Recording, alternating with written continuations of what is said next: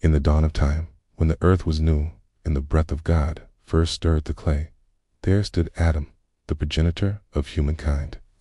Formed in the divine image, he emerged from dust under the Maker's hand, male and female, fashioned to mirror that holy likeness.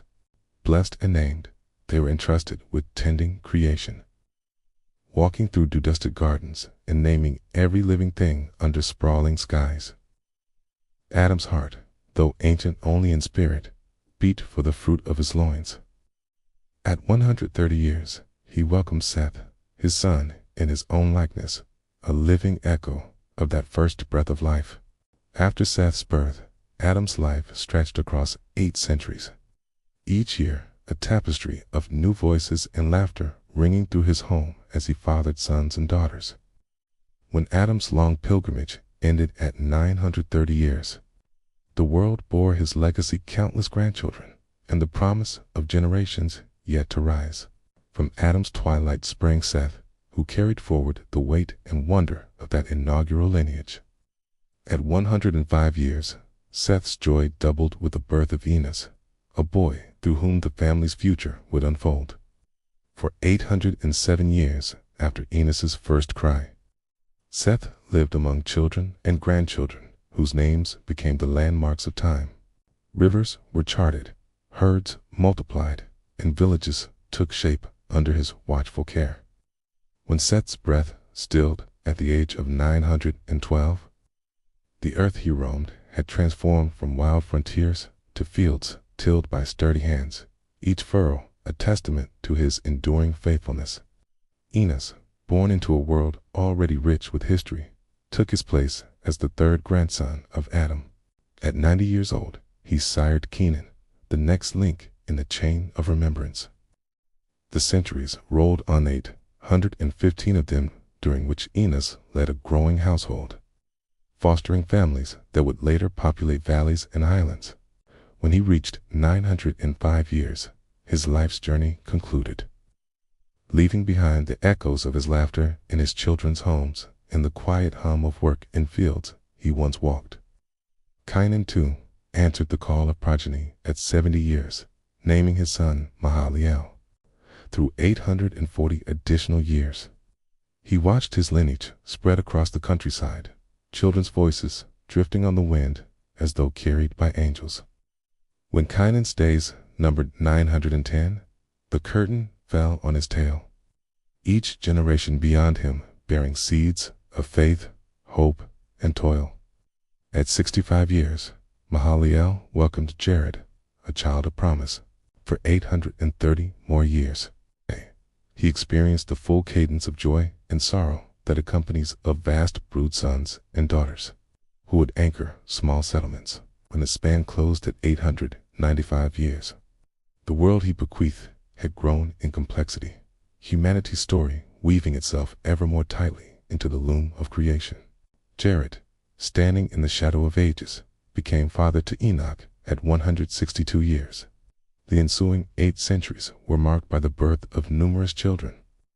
Yet one son remained ever central to Jared's heart, Enoch. When Jared's count reached 962 years, he passed, his legacy entrusted to those who walked the land he once trod. Even as they eyed the heavens, he often contemplated. Enoch's life cut a different path. At 65, he sired Methuselah, and for 300 years thereafter, he walked intimately with God. In those days, communion with the divine was not a distant echo, but a living conversation. Enoch strolled through groves and along riverbanks, his every footstep guided by that sacred fellowship. His days never swelled into the hundreds. Beyond this, at 365 years, he was no more yet. He was not lost to the earth. God took him, plucked him from mortality, as one might gather a blossom at its peak, leaving behind a whispered promise that heaven and earth would one day meet again. Methuselah emerged at 187 years old. Over 782 years saw his name carried on in sons and daughters whose births filled him with pride and purpose. When his life totaled 969 years longer than any before him, he finally laid down the mantle of his vast experience. The world below had changed beyond measure, yet in every generation he influenced a strand of that original breath endured.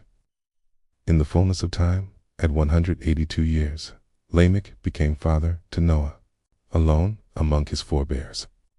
Lamech looked upon his son and spoke words heavy with prophecy. Noah would bring comfort to the toiling hands of men cursed to wrest life from a stubborn soil. For 595 years beyond Noah's birth, Lamech watched children spring to life around him. His later years a tapestry of joy interwoven with the anticipation stoked by that remarkable son's name. When Lamech's journey concluded at 777 years, the earth braced itself for the role Noah would soon assume. Noah, 500 years into his own life, took his place at the head of this unbroken line. He became the father of Shem, Ham, Vethri, pillars destined to rebuild a world in ruin and to carry forward the covenantal promise. In those names lay the hope of a future sculpted from the very essence of creation, Eston. Thus unfolds the book of the generations of Adam, a story etched across millennia, bound by birthright and faith, each patriarch a chapter in the grand narrative of humanity's rise, from the garden's first morning to the cusp of a deluge that would sweep the earth. These lives stand as testament to resilience, divine fellowship, and the unbroken thread that links dust to eternity. If you enjoyed this video and would like to see more, please like and subscribe. God bless.